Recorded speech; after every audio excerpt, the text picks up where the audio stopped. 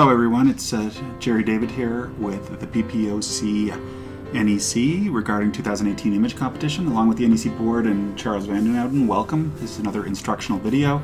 Right now today we are going to be working on showing you how we calibrate the screens before judging so that you can replicate this.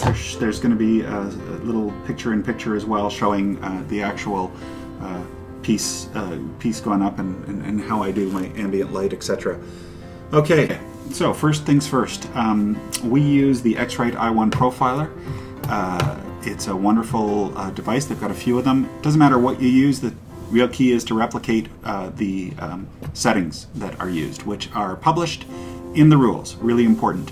By doing this, you are guaranteeing your pictures will look exactly as you see them on your display, which is extremely important. So I'm going to open the application here and I'm going to show you the settings we use. I have two windows open. I've been struggling with my getting the contrast or the luminance displayed here, so I'm going to start with this. So now the application comes up, the i1 profiler, and I happen to own an iMac 5K, so same as the judging one. I'm going to work on that one, and for some strange reason, there we go. Took a while to, I'm going to profile the iMac. I click on that. We use a white point CIE Illuminant D65 as our white point. If you use any other white point, you're going to have a white balance shift when your images come up. Highly recommend you don't do that. I've done it. It doesn't look good. Hint, hint. Luminance 120 candles per meter squared. This is very important. Again, when I hear people say, when I hear judges say, this image is too bright, this image is too bright, my gut feeling in many cases is that the maker was working in a darker room with a darker screen, brought the image brightness up, and then when it shows up on a calibrated screen, it's too bright. Same thing about too dark. This is the point behind calibration. We don't want to hear those too brights and too darks. It's just not something that you want to hear. And as a professional photographer, of course, you're going to take this calibration all the way through to your printer so that what you see on the screen is reflected as what comes out on your printer. In this case, we're just going to be talking about the display. There are books written on this stuff. The key is standardization, and that's what we're showing you right now. Is this is the standard under which your images will be judged, and that's why it's important to create it on your own screen. Gamma of 2.2, that's very standard. I'm not going to tell you I understand all of this, but I will tell you again, I understand standardization, and I adjust the profile based on my ambient light. Okay, I go to next, and I'm going to go start the measurement now. The screen is going to tell me, okay, I want to measure the ambient light, so it tells me what to do with my device here. I do it, measures my ambient light. Let's see, I've got to do this very quickly. All right, there we go. I've actually physically changed it, put it in the ambient light section. When you do it, I'd recommend you do it like we do it. You have your one screen on and you put the ambient light measurement somewhere else. I might actually move it just down to the floor here to get that done. Okay, now that it's measured, I'm going to say next. All right, we then take it and we reveal the lens, and as soon as we do that, the software is aware of what we've done. And it says put it on the screen. It shows it on the center screen. I'm going to not put it on the center screen for purposes of demonstration at this point. It doesn't really matter. Your screen should be reasonably new screen should be reasonably set up. Okay. Click OK. Now it's going to go through and it's going to do a black, white, and red measurement really quickly, and then it's going to tell me to adjust my brightness. So here's your black, your white, your red, and oh, it does some green too. It's doing a lot of this. This isn't. Oh, there we go. I forgot that it did a couple of things. Okay, now it's asking me to adjust my my brightness. I have a second screen going here. I'm going to try to bring it in. You can actually see it down here. It's unfortunate I've not been successful getting this screen up, this particular Retina display up. So I have to do it in the other screen. I don't know why, but I'm going to slowly brighten the screen, and you're going to see this move until I hit my sweet point. All right, sweet point hit. I'm at 121. I might go down just a touch.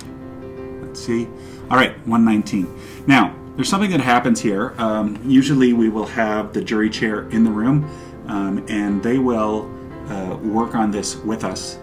And they might look at this screen and say, you know what, it's kind of bright. And the key here is we're trying to work within a target. A target is not an exact number. It might be plus or minus a couple of points, and it really will vary based on the room.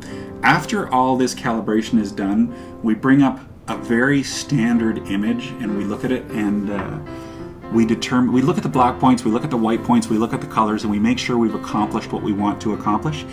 If we don't feel that image looks right for what it's supposed to look like, we will redo the calibration.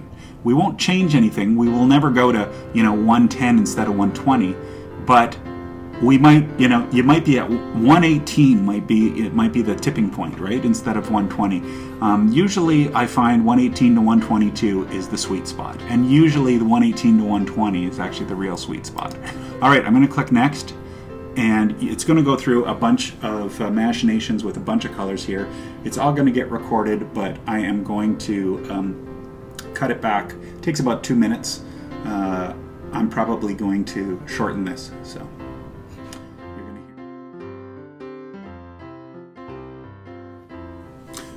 Okay, so now it's going through a verifying stage with a couple of colors. It's telling me it's done.